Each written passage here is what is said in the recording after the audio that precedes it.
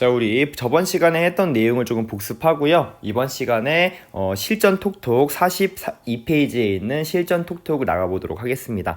자, 저번 시간에 우리 산염기 중화 반응에서의 이온수 변화를 조금 봤는데요. 그 상황을 좀 잘 분석을 하셔야 된다라고 얘기를 했죠. 그래서 만약에 일정량의 수산화나트륨이 있어, 그럼 거기다가 묽은 염산을 첨가를 할 거야. 그 상황에서의 각각의 이온수가 어떻게 변화하는지, 그리고 전체 이온수와 양이온수, 그리고 물 분자수가 어떻게 변화하는지를 살펴보았습니다. 자, 그거 다시 한번, 자, 저번 시간에 우리 수산화나트륨에 염산을 첨가할 때를 배웠으니까, 자, 이번 시간에는 복습하는 의미에서 염산에다가 수산화나트륨을 넣는다고 생각하시면 되겠습니다.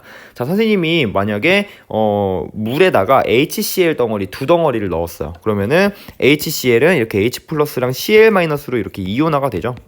이온화가 되니까 두 덩어리를 넣으면은, 즉 두 분자를 넣으면은 수용액 속에 있는 이제 전체 이온이 4개가 형성이 되어 있겠죠. 자, 여기다가 내가 뭐를 넣는다? NaOH를 한 덩어리씩 넣어 보겠다는 얘기. 이때 이제 NaOH의 양에 따른 이온수 그래프를 그릴 수가 있는 거죠. 그랬을 때 이렇게 X축에 뭐가 와야 됩니까? 그치, 여기서는 일정량 존재하는 게 HCl이고 조금씩 들어가면서 양이 바뀌는 게 NaOH이기 때문에 넣어준 NaOH의 양에 따른 이온수의 변화를 본다라고 보시면 되고, 그래프는 이렇게 형성이 되어야겠죠. 이랬을 때 가장 우리가 쉽게 그릴 수 있는 건 뭐야? 그렇지, 애초에 존재해서 절대 반응하지 않는 구경꾼 이온인 Cl-의 그래프는 어떻게 표현될 예정이 있다? 그렇지, 얘는 변하지 않을 테니까 이렇게 일정할 것이다. 이게 바로 Cl-의 그래프야 라고 보시면 되겠고요.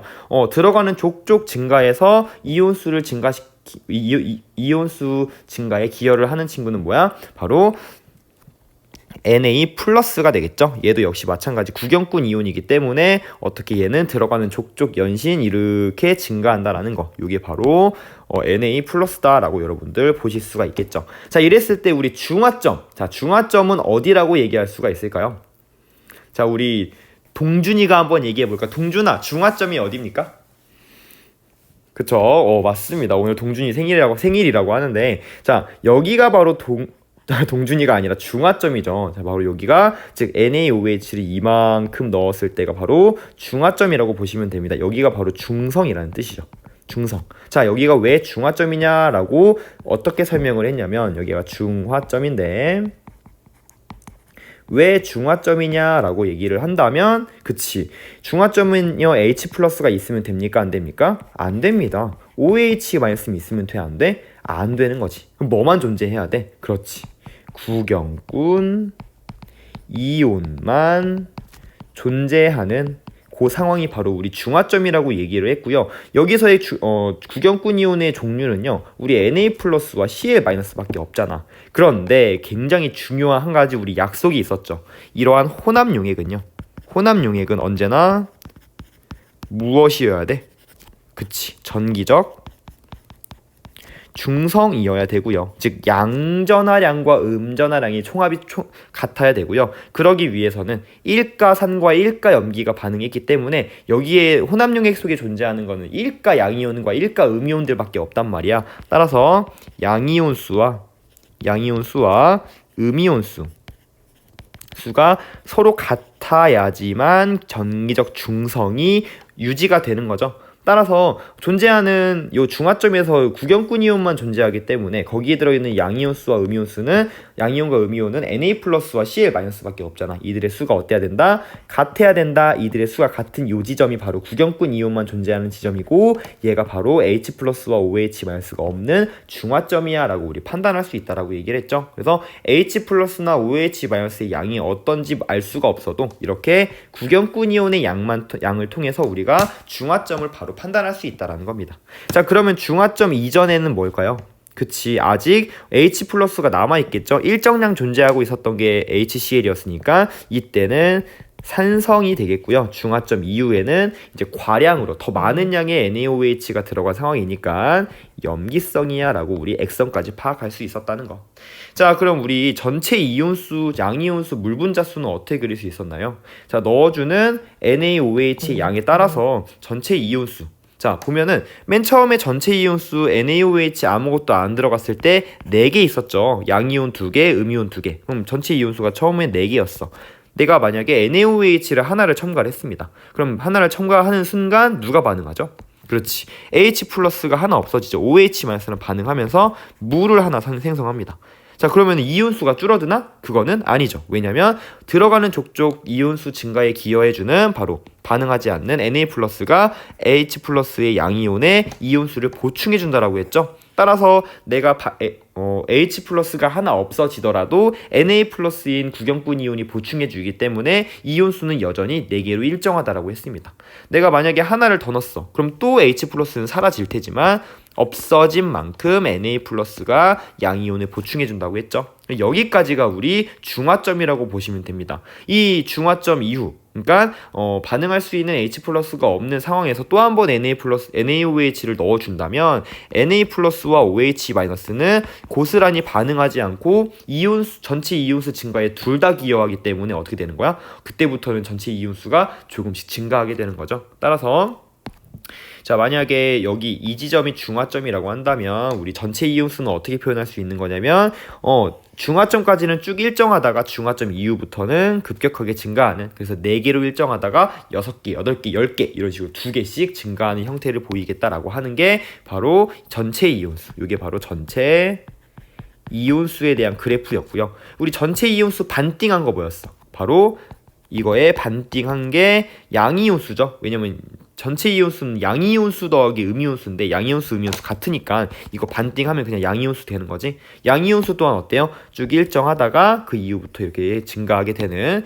요게 바로 양이온수다라고 보시면 되겠습니다. 그죠? 자, 그러면은 중화점까지 쭉 증가하는 물리량이 있는데요. 그건 뭐야? 바로 생성되는 물의 양이죠. 하나 넣으면 하나 생기고 2개 넣으면 2개 생기고 해가지고 넣어주는 족족 쭉쭉 증가하지만 중화점 이후부터는 생성할 수 있는 알자 이온이 이제 없기 때문에 그 이후부터는 쭉 일정해진다. 이게 바로 생성되는 물 분자수다. H2수 물 분자수가 되겠다라고 하는 거. 아무튼 간에 이렇게 꺾이는 지점에서 바로 우리 중화점이라고 얘기할 수가 있고요. 여기가 중성이고요. 중화점 이전에는 애초에 존재하고 있었던 H 플러스가 아직 반응하지 않았기 때문에 산성, 그 이후부터는 NaOH가 더 많은 양 존재하는 거기 때문에 염기성 이런 식으로 액성까지 파악할 수 있었다라는 얘기를 저번 시간에 했고요. 이러한 산과 염기가 반응하는 과정에서 우리 물만 생성되는 것이 아니라 물과 이제 염이 생성되는데 물과 염만 생성되는 것이 아니라 이 용액의 온도가 증가하더라라는 것을 통해서 무엇을 열도 생성되는구나 라는 거 알 수가 있었고요. 열이라고 하는 거 우리 Q라고 쓰기로 했고 나는 중화 반응에 의해서 생성되는 열이야, 중화열이야 라고 배웠던 거 기억이 날 겁니다. 이러한 중화열의 중요성은 뭐였나요? 생성되는 물의 양에 비례해서 중화열이 나온다라고 했고요. 물이 만약에 10개만큼 생성이 되면 열도 10개만큼 생성이 되는 거야 라고 여러분들 기억했으면 좋겠어 라고 얘기했죠. 그래서 만약에 같은 온도가 같은 상황에서 두 용액을 섞을 때 일정량의 HCl에 NaOH를 넣을 때 처음에 이제 25도씨였던 HCl의 온도가 NaOH를 넣는 과정에서 쭉 올라가다가 그 이후에 갑자기 떨어진다라고 한다면 요 지점이 바로 중화점이다라고 얘기를 했던 거 기억나죠? 그래서 생성되는 열의 양이 가장 많아지는 지점, 물의 양도 가장 많은 지점이라고 여러분들 중화점 찾는 방법들을 배웠다고 보시면 되겠습니다. 굉장히 빠르게 얘기했죠. 자, 여기까지가 우리 저번 시간에 배웠던 내용이고요. 자, 이번 시간은 우리 다시 프린트로 넘어와서 자, 쭉 배웠던 내용이고 여기 실전 톡톡에 대한 내용을 좀 살펴보도록 하겠습니다.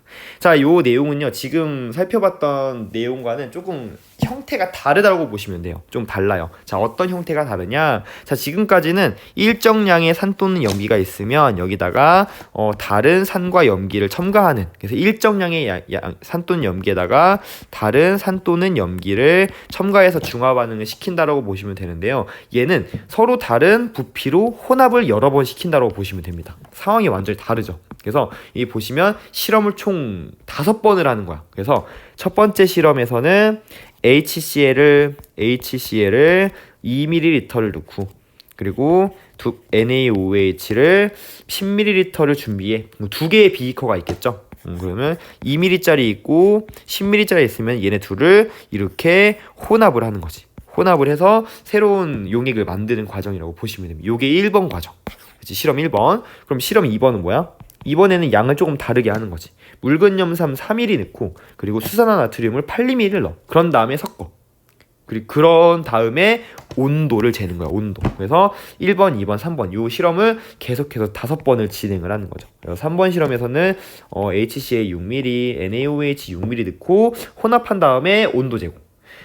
네 번째 실험에서는 얘 8ml 그리고 수산화나트륨 4ml 넣고 온도 재고. 마지막 5번째 실험에서는 10ml 2ml 넣고 온도 재고 해가지고 총 5번의 실험을 진행을 한 다음에 온도를 5번을 쟀더니 3번째 실험에서 온도가 제일 높았다라고 하는 내용이 나와져 있는 겁니다. 일단 어떤 실험인지는 이해가 되죠, 그죠? 자, 그런 다음에 이제 문제를 조금 읽어보면, 내용을 읽어보면, 자, 자료는요, 농도가 같은 묽은 염산과 수산화나트륨의 수용액을 부피가 다르게 혼합시켰을 때래. 자, 중요한 건 뭐냐면, 농도라고 하는 걸 여러분 알고 있나요? 라는 게 중요한 거죠. 자, 농도라고 하는 거 여러분 조금만 선생님이 어려운 말로 얘기를 조금 해볼게요. 자, 농도는요, 단위, 부피, 당, 이온수라고 얘기를 합니다. 자, 단위 부피 당 이온수 더 어려운 말인데 사실은 우리가 이 말 옛날에 배웠었어요. 우리 물리 배울 때. 그래서 단위 시간당 이동거리의 변화. 이건 속력이고, 그지? 단위 시간당 속도의 변화. 이거는 가속도다. 이러면서 예를 들어 얘들아 만약에 x당 y야 라는 말이 나오면 이걸 우리 어떻게 해석하자 라고 했었지 라고 했던 거 기억나? 혹시 자 우리 민규가 한번 얘기해 볼까? 민규? 자 민규야 혹시 x당 y 이거 어떻게 해석하면 돼요? 그렇지, 훌륭합니다.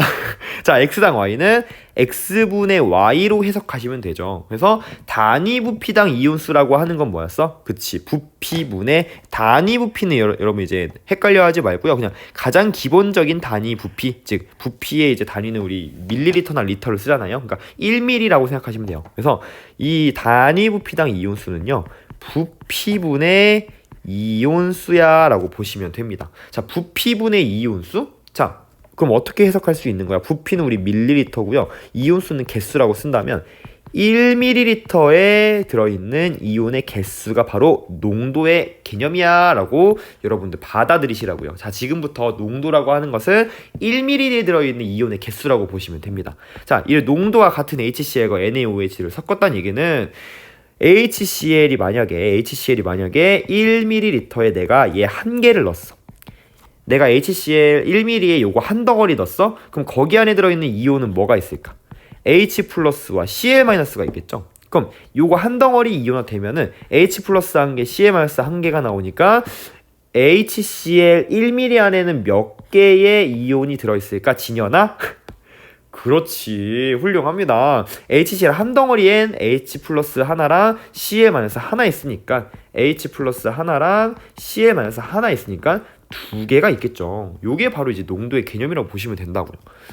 그러면은 그러니까 단위 부피당 이온수 NaOH가 HCl과 농도가 똑같대. 그 얘기는 무슨 말이냐면 NaOH 1ml에 들어있는 이온의 개수가 똑같다는 얘기라고 보시면 됩니다. 그치? 사실은 이제 이 덩어리의 개수가 똑같다는 의미이긴 합니다. 그래서 요 덩어리가 만약에 1ml에 한 개 들어있다. 그럼 얘도 지금 Na 플러스가 한 개, 그리고 OH-가 한 개가 있는 거잖아요. 따라서 얘 같은 경우는 몇 개야? 총 얘도 두 개의 이온이 들어있다라고 보시면 되고요. 요게 바로 단위 부피당 이온수의 의미다라고 보시면 되겠습니다.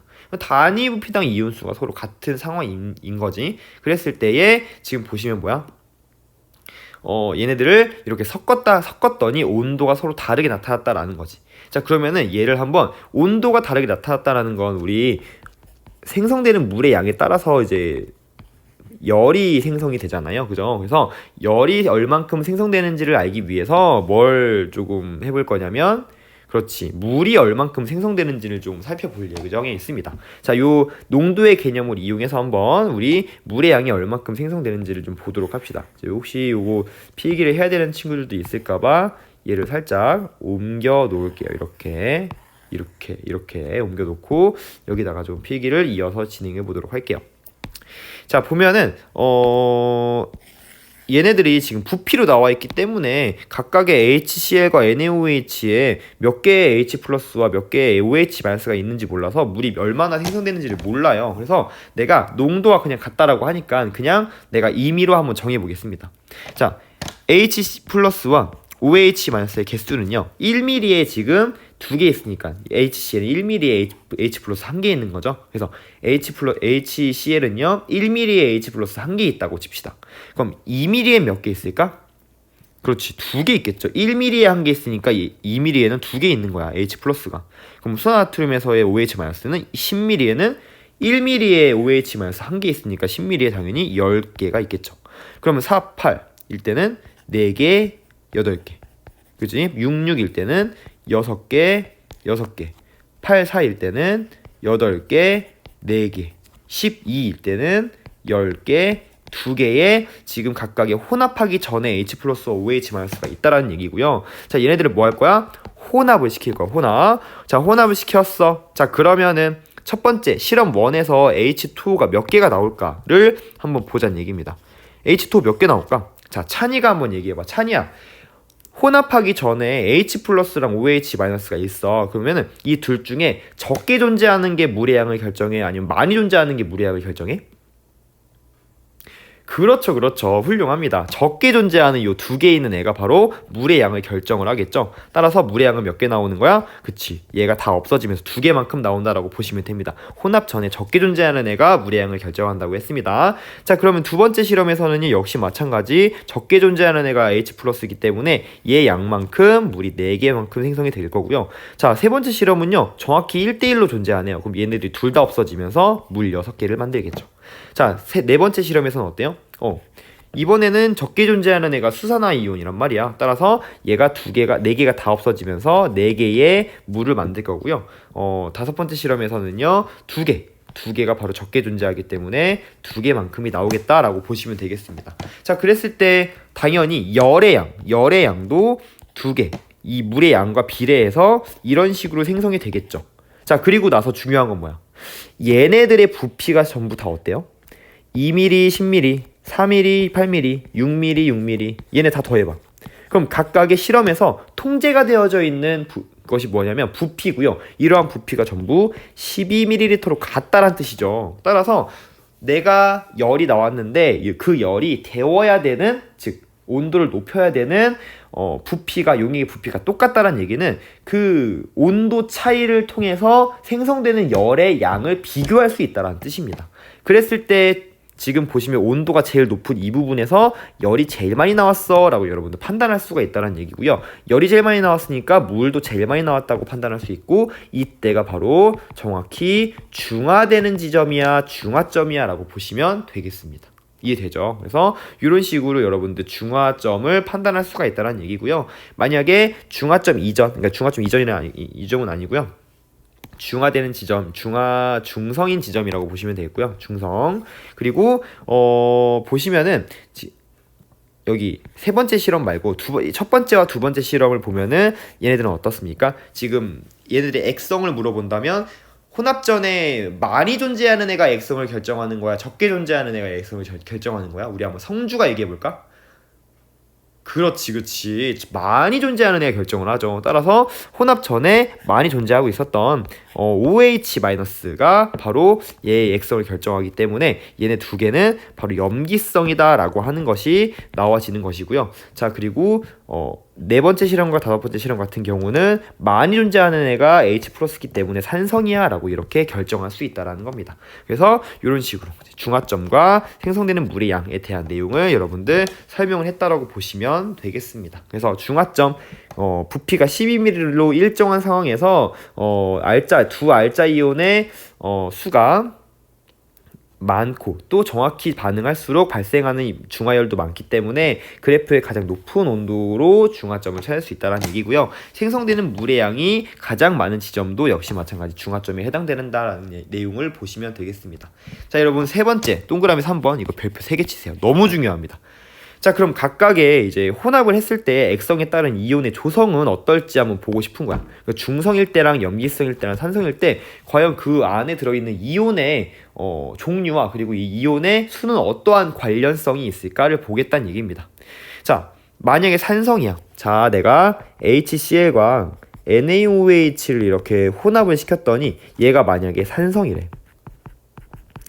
그러면은 일단 무조건 존재해야 되는 이온이 뭐가 있지? 자, HCl과 NaOH를 섞었어. 자, 채원이가 얘기해봐. HCl과 NaOH를 섞었는데 산성이래. 그럼 무조건 존재해야 되는 이온이 뭐예요? 그렇죠. 무조건 H 플러스가 있었어야지. 왜? 과량으로 존재했던 애가 H 플러스였을 테니까. 그럼 H 플러스가 있으면 나머지 그치 구경꾼 이온도 이렇게 존재를 하겠죠. OH 마이너스만 없으면 되는 거잖아. 그쵸? 자, 그러면은 산성이래? 그럼 그리고 또 한 가지 배웠던 게 뭐냐면 전기적 중성에 의해서 우리 이제 혼합 용액은요 언제나 전기적 중성을 이루기 때문에 양이온수와 음이온수가 항상 같을 수밖에 없다란 말이야. 따라서 이 양이온수의 합이 뭐가 같아야 돼? 그치, 음이온수랑 같아야 돼. 이런 식을 쓸 수 있다는 겁니다. 너무 중요합니다. 자, 그럼 얘네들은요 내가 만약에 HCl과 NaOH를 섞었을 때 산성일 때에 무엇을 혼합용액의 조성을 내가 원그래프로 나타낸다면 이렇게 나타낸다면 얘는 지금 가장 많은 면적을 차지하고 있는 얘는 뭘까? 그쵸. 지금 보면 산성에서의 가장 많이 존재할 수밖에 없는 최대 이온수는 바로 Cl-라는 걸 알 수가 있죠. 따라서 바로 Cl-가 바로 가장 많이 존재하는 이 두 개만큼 존재한다면 H 플러스와 Na 플러스가 한 개씩 존재해서 이렇게 존재할 수 있다라고 여러분들 확인할 수가 있는 겁니다. 이온의 조성을 이렇게 판단할 수가 있다라는 거죠. 자, 그럼 문제 한번 내보자. 문제. 자, 만약에 이온의 조성이 이렇게 돼가지고 이런 상황이야. 자, 이런 상황이었을 때, 자, 누구한테 물어볼까? 준이야! 준이가 요 상황에서의, 액성을 얘기한다면?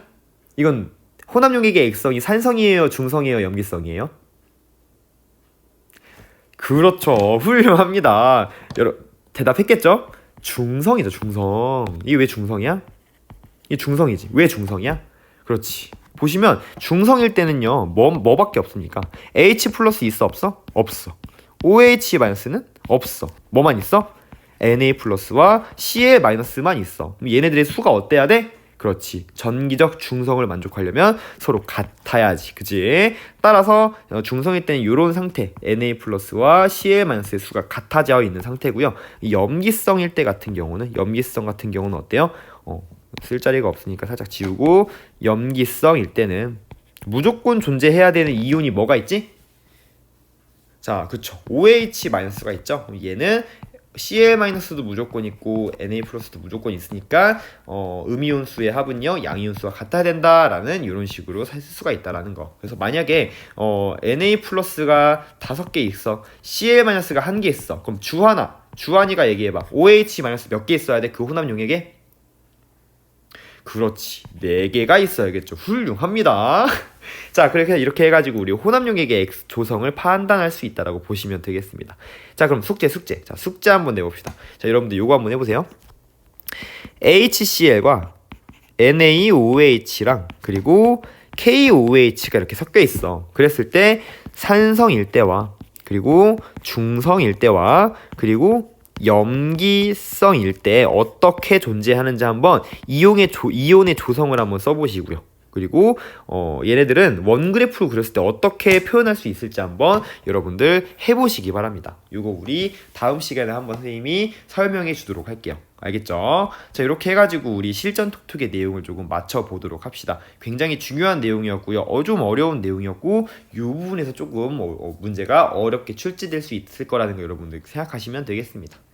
자, 그러면은 우리 산염기 중화반응에서는 마지막입니다. 일상생활 속에서의 중화반응의 예시가 나와 있는데요. 자, 우리 이 부분에서도 아주 쉬운 문제로 한 문제를 출제를 할게요. 그래서 뭐 위산이 많이 분비되면 우리 개비스콘이나 겔포스 먹잖아요. 자, 거기 안에 이제 약 뒷면에 보면은 MgOH2나 AlOH3라고 붙어 있어요. 즉 OH-를 내놓는 물질인 거지. 그래서 위산이 pH가 거의 염산에 가까운 굉장히 강한 산인데 속이 쓰릴 때는요, 이러한 제산제를 먹으면 중화 반응에 의해서 산의 성질이 없어지면서 우리가 속이 쓰리는 걸 조금 완화시킬 수 있다라는 거고요.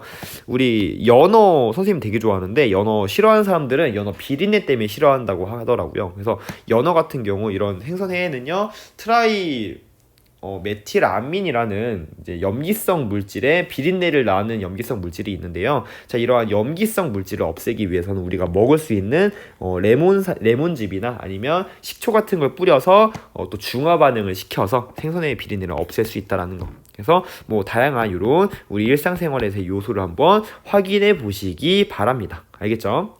자, 그러면 우리가 다음 주에 사실 수능 때문에 우리가 사실은 수업을 진행하기 어려워서 그 다음 내용인 우리 이제 에너지에 대한 내용도 조금만 살펴보고서는 이번 수업을 마치도록 할게요. 자, 에너지에 대한 내용으로 한번 살펴보도록 합시다.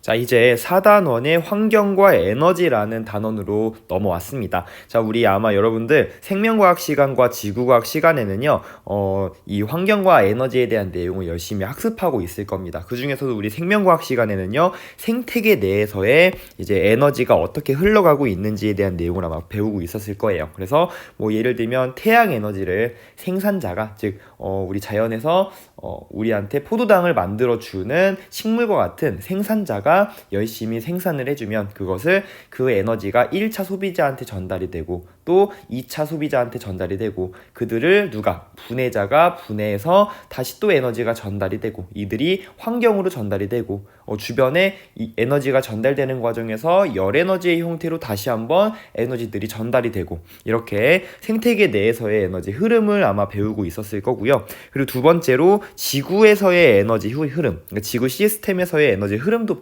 배웠을 겁니다. 그래서 외부로부터 오는 태양 에너지가 우리 지구에 왔을 때 대기 대순환이라던가 아니면 해수의 흐름 이런 걸 통해서 우리 에너지 불균형이 해소가 되게끔 에너지가 흐르고 있어 라는 내용들을 아마 배우고 있었을 겁니다. 자, 선생님과는요 이런 물리화학적 관점에서 에너지가 어떻게 흘러가고 있는지 또 어떻게 에너지가 보존되며 전환되고 있는지에 대한 내용을 학습한다라고 보시면 되고요. 우리가 왜 에너지를 절약하면서 사용해야 될지에 대한 궁금증을 해소하는 시간이라고 보시면 되겠습니다. 자, 그럼 이러한 에너지의 흐름을 알기 위해서는요, 에너지의 어떤 종류들이 있는지를 조금 살펴봐야겠죠. 그래서 에너지의 여러 가지 종류를 먼저 좀 살펴보도록 하겠습니다. 자, 먼저 선생님이 설명하고 싶은 건요, 포텐셜 에너지와 운동 에너지입니다. 포텐셜 에너지 멋있죠? 여러분들은 아마 위치 에너지라고 알고 있을 겁니다. 그래서 어떤 물체가 일정한 위치에 있을 때 이 중력에 의해서 위치 에너지가 생기고요. 이 물체는요, 떨어질 수 있는 운동 에너지로 바뀔 수 있는 에너지가 생긴다라고 해서 우리 이제 중학교 때는 위치 에너지야라고 배웠을 텐데 이제부터는 뭔가 앞으로 운동할 가능성이 있는 잠재적인 에너지야라고 해서 포텐셜이라는 잠재성이라는 의미를 써가지고 포텐셜 에너지라고 좀 통합적으로 얘기를 할게요. 그래서 어떤 높은 곳에 있는 물체가 가지고 있는 에너지를 우리는 포텐셜 에너지라고 합니다. 운동 에너지는요, 바로 운동하는 물체가 가지고 있는 에너지고요. 이러한 포텐셜 에너지와 운동 에너지는 서로 이렇게 전환이 가능하죠. 따라서 포텐셜 에너지와 운동 에너지를 합해서 우리는 역학적 에너지라고도 부릅니다. 이 에너지 전환 자체를 우리는 계산하지 않을 거기 때문에 개념적으로만 알고 계시면 됩니다. 자, 전기 에너지는요, 전자가 이동에 의해서 발생하는 에너지입니다. 그래서 우리가 정말 다양한 용도로 전환할 수가 있는 거죠. 열 에너지를 갖다가 전기 에너지를 갖다가 열 에너지로도 바꿀 수가 있고요. 이러한 전기 에너지를 빛 에너지로 바꿀 수도 있고요. 이러한 전기 에너지를 운동 에너지로 바꿀 수도 있는 거죠. 뭐 예를 들어 선풍기를 돌린다던가 아니면 물을 끓인다던가 아니면 우리가 휴대폰의 빛을 킨다던가 이런 식으로 전기 에너지는 다양한 형태의 에너지로 전환될 수 있는 아주 효용성이 큰 에너지라고 볼 수가 있습니다.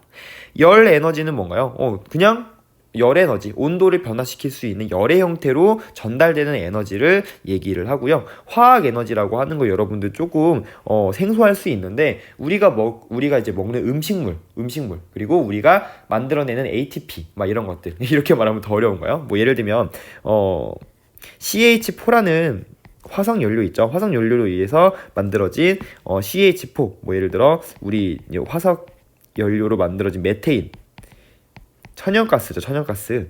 이런 것들을 만약에 여기 탄소와 수소 사이의 요 결합에 에너지가 많은 양의 에너지가 저장되어 있기 때문에 얘를 태우면은 이제 CO2와 물이 만들어지면서 굉장히 많은 열과 빛 에너지 형태로 나오게 되죠. 이때 요 결합 에너지가 끊어지고 다시 결합하는 과정에서 많은 형태의 이 결합에서 저장되었던 에너지가 방출이 되는 거거든요. 이렇게 결합의 형태로 저장되어 있는 에너지를 우리는 화학 에너지라고 부른다라고 보시면 되겠습니다. 그래서 이건 지우고 화학 결합, 물질의 화학 결합에 의해서 물질 속에 저장되어 있는 에너지가 화학 에너지다. 우리는 이런 화학 에너지를 가지고 운동도 하고 이렇게 선생님이 지금 말도 하고 하는 거겠죠. 그죠?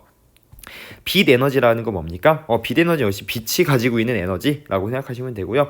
핵 에너지는 핵 분열이나 원자 핵의 분열이나 아니면 핵 융합에 의해서 발생하는 에너지고요. 대표적으로 우리 배웠겠지만 태양 내에서 그러니까 주계열성 우리 1단에서 배웠던 거 기억나요? 자, 4개의 수소 원자가 헬륨이 되면서 질량 결손에 의해서 생성된 에너지 만약에 결손된 질량이 이만큼이라면 이만큼에 의해서 생성된 에너지가 방출되면서 어떻게 핵융합에 의해서 엄청나게 많은 에너지를 방출한다고 했죠. 어디에서? 바로 태양에서 태양의 핵융합 에너지가 대표적인 예시라고 보시면 되겠습니다. 자, 아무튼 이 다양한 에너지들이 있고요. 이런 에너지가 전환되고 있음을 우리는 앞으로 배울 예정에 있습니다. 자, 그러면 조금 밑으로 넘어와서 에너지는 그럼 어떻게 전환이 되는지 한번 보도록 합시다. 자, 너무너무 중요합니다. 에너지 전환이라고 하는 건요. 에너지는요, 좀 이따가 배우겠지만 에너지 보존 법칙에 의해서 들어봤죠? 에너지 보존 법칙. 에너지는요, 새로 생기거나 새로 생성되거나 소멸되지 않아요. 갑자기 없던 에너지가 생기거나 아니면 있던 에너지가 갑자기 없어지는 건 절대로 아닙니다. 절대로 아니에요. 뭐만 되는 거야? 그치. 한 형태로 머물러 있지 않고 다른 형태로 에너지가 전환되기만 하는 거야. 생성되거나 소멸되는 게 절대로 아니라는 거. 그치? 그래서 보시면요. 자동차가 있어? 그럼 자동차에 우리가 연료를 쓰죠. 이러한 연료가 바로 화학 에너지야. 화학 결합 속에 저장되어 있던 그러한 화학 에너지를 연소시켜서 열 에너지 형태로 바꾼 다음에 이러한 열 에너지 형태를 다시 우리가 바퀴를 돌릴 수 있도록 운동 에너지의 형태로 전환한다라는 거죠. 그래서 화학 에너지를 열 에너지 형태로 바꾸고 운동 에너지로 바꾸는 형태, 이러한 에너지 전환을 일으키는 장치가 바로 우리 자동차라고 생각하시면 되겠습니다. 롤러코스터는 어떤가요? 롤러코스터는 높은 곳에 있다가 즉 롤러코스터의 위치 에너지, 포텐셜 에너지가 쭉 떨어지면서 운동 에너지의 형태로 전환되고 있구나라는 것을 확인할 수가 있는 것이고요. 선생님이 이렇게 말을 할 수 있는 것도 그동안 선생님이 열심히 축적해 놓은 음식물에 의한 화학 에너지 형태로 열심히 저장되어 있기 때문에 그 에너지를 선생님이 열심히 쓰고 있는 거거든요. 따라서 음식물이라고 하는 화학 에너지를 우리는 ATP라고 하는 또 다른 형태의 화학 에너지를 전환을 시켜 놓은 다음에 열심히 막 지방과 탄수화물, 단백질 형태로 선생님 몸속에 있는 거죠. 그러다가 선생님이 이렇게 말을 할 때 어떻습니까? 열심히 나의 체온을 올리기도 하고 열 에너지 형태로 바꿔서 내 체온을 올리기도 하고 내가 말을 하기 위해서는 선생님 목 속에 있는 성대의 근육을 움직여야 되는 거잖아. 그래서 성대의 근육을 움직일 수 있는 운동 에너지로 바꾼 다음에 내가 말로 한다면 이거를 소리 에너지로 전환을 시키는 거죠. 소리 에너지로 전환을 시켜서 내가 말을 할 수도 있고 또 선생님이 살고 있을 수 있는 이유는 체온을 증가시킬 수도 있는 거죠. 그죠? 이런 식으로 우리 이제 에너지 전환이 일어날 수 있다라는 거. 또 한 가지 우리 광합성이라고 하는 주제는 사실 어떤 단원에서든 계속해서 나오는 굉장히 중요한 개념이죠. 광합성이라고 하는 건 뭐예요? 이게 무기물질 뭐 이산화탄소와 물을 갖다가 어떤 에너지를 가지고 빛 에너지를 이용해서 빛 에너지를 이용해서 C6H12O6와 산소, 즉 우리가 사용 가치가 있는, 효용 가능성이 있는 화학 에너지 포도당으로 전환하는 과정인 거죠. 그래서 태양으로부터 오는 빛 에너지를 화학 에너지로 전환한다. 더 엄밀히 얘기하자면 태양에서 나오는 핵 에너지, 태양 핵융합 에너지에서 발생된 빛 에너지를 우리는 화학 에너지로 전환하고 있어. 더욱더 정확히 말하면 이렇게 얘기할 수도 있겠다라는 거. 그래서 빛 에너지를 화학 에너지로 전환하는 과정을 우리는 무엇이다? 그치, 광합성이라고 한다라는 거. 반딧불이가 빛을 낼 수 있는 이유는 뭘까요? 반딧불이가 열심히 음식물을 섭취해. 그럼 섭취된 에너지는 화학 에너지로 저장이 되고요. 저장된 화학 에너지를 빛 에너지로 전환하는 과정이라고 보시면 되겠습니다. 자, 마지막으로 이거 댐인데요. 수력 발전. 댐으로 인해서 이제 수력 발전을 하는 과정인데 이건 어떤 걸까요? 그렇지, 물이 높은 곳에서 떨어져요. 위치 에너지, 포텐셜 에너지를 운동 에너지로 바꾼 다음에 터빈을 돌려서 운동 에너지를 전기 에너지로 전환시키고요. 이러한 전기 에너지를 우리가 또 다양하게 사용할 수 있는 거죠. TV를 킨다거나, 그지? 그래서 TV를 키면 뭐 소리 에너지와 빛 에너지, 다양한 열 에너지로도 전환될 수 있다는 거.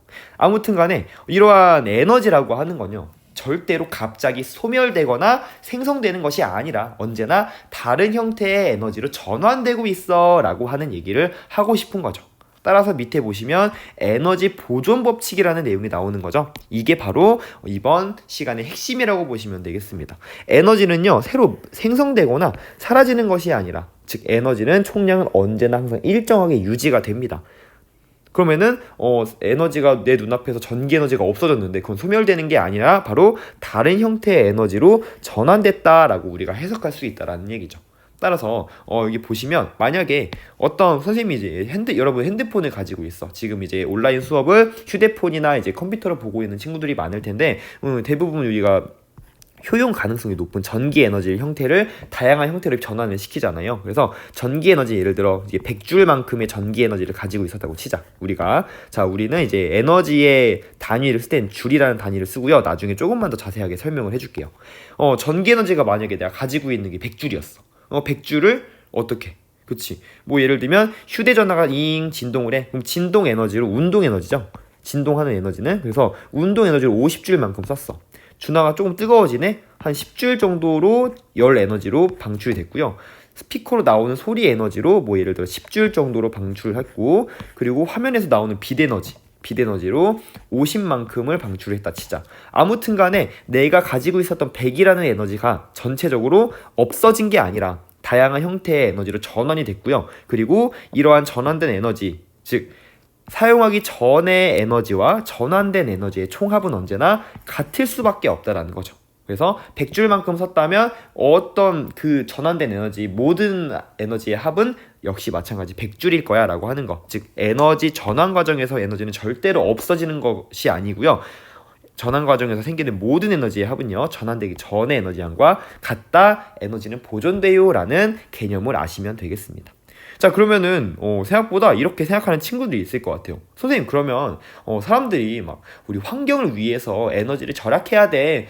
에어컨 너무 더워도 조금 참고 낮은 온도로 틀거나 높은 온도로 틀거나 아무튼 간에 절약을 해야 돼라고 많은 이제 사람들이 얘기를 하잖아요. 선생님도 얘기하고. 근데 선생님, 에너지는요 언제나 그 총량은 일정하게 유지가 되고, 그리고 다른 형태로 전환만 되는 거니까 우리가 에너지를 절약할 필요가 뭐가 있어요? 다른 에너지를 전환된 형태면 또 그것을 우리가 사용할 수 있는 에너지로 전환하면 되잖아요 라고 생각하는 친구들이 있을 것 같아요. 왜 에너지를 절약해야 될까? 자, 그거에 대한 내용은 바로 우리가 이렇게 생각하는 친구들은 한 가지 개념을 간과하고 있는 겁니다. 자, 어떠한 내용을 간과하고 있냐? 우리는요, 사용 가능한 에너지가 있고요, 사용하기 어려운 에너지가 있는 겁니다. 다시 얘기해서 효용성이 큰 에너지가 있고요, 즉 사용 가능한 에너지, 효용성이 큰 에너지가 있고요, 효용성이 낮은, 우리가 사용하기 어려운 형태의 에너지가 있다라는 겁니다. 여기를 얘기를 해보는 거죠. 그래서 에너지가 전환을 하는 과정에서 이용하기 쉬운 에너지가 있는 반면 사용하기 어려운 형태로 에너지가 있는 거고 있고요. 에너지 전환 과정에서 사용하기 어려운 형태로 많은 에너지를 전환이 되면 우리가 어때? 사용하기 어려운 형태의 에너지는요, 우리가 다른 형태로 다시 하기 어려운 거죠. 그래서 사용하기 어려운 형태의 에너지, 즉 효용성이 낮은 에너지는요, 일반적으로 우리 열 에너지 형태로 전환되는 에너지를 얘기하고요. 만약에 내가 선풍기를 돌리기 위해서 100줄만큼의 전기 에너지를 가지고 내가 선풍기를 돌리기 위해서 운동 에너지로 돌리는 거죠. 운동 에너지로 전환하고 싶은 거야. 근데 그 중간 선풍기가 돌아가는 과정에서 여러 가지, 우리 선풍기 뒤가 뜨거워지기도 하잖아요. 열 에너지의 형태로 50줄만큼이 나갔어. 그럼 나는 운동 에너지로 50줄만큼밖에 못 쓰는 거란 말이야. 나는 100줄만큼을 열심히 환경 오염을 시켜서 우리 이제 전기 에너지를 생산하기 위해서는요, 화력 발전 막 이런 거 해가지고 전기 에너지를 만들잖아. 그래서 열심히 환경을 오염시켜 가면서 100줄만큼을 겨우겨우 만들었는데, 그 와중에 내가 운동 에너지로 쓸 수 있는 건 50만큼밖에 없고 열 에너지로 50줄만큼이 나갔어. 이 50줄 갖다가 뭐 내가 물을 데울 거야, 뭘 데울 거야, 우리가 뭔가를 사용할 수 있는 게 아니잖아요. 그러니까 이게 바로 효용성이 낮은 에너지라고 얘기를 하는 거고요. 이러한 효용성이 낮은 에너지 형태로 전환이 되니까, 전기 에너지를 다른 에너지로 전환하는 과정에서 효용성이 낮은 에너지로 방출이 되다 보니까 우리가 50만큼밖에 못 써. 그러면 또 사용하기 위해서 환경 오염시켜서 또 100줄 만들고 또 운동 에너지 50 쓰고 이러면은 굉장히 효율이 떨어진다는 얘기죠. 이런 걸 우리는 에너지 효율이 떨어진다라고 해요. 그래서 우리는 앞으로의 우리의 이제 환경을 보존하기 위해서의 목적은 뭔가요? 그치? 전기 에너지를 운동 에너지로 바뀌는 과정에서 바꾸는 열 에너지의 형태로 방출되는 양을 최대한 적게 만들고자 하는 게 바로 우리의 목적이 돼야 되는 거죠.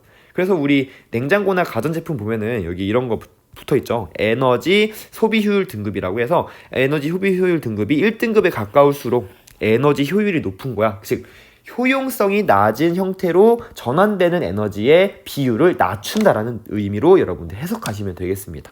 이해가 되죠? 그래서 우리가 에너지를 절약해야 되는 거야 라고 여러분들 해석하시면 되겠습니다.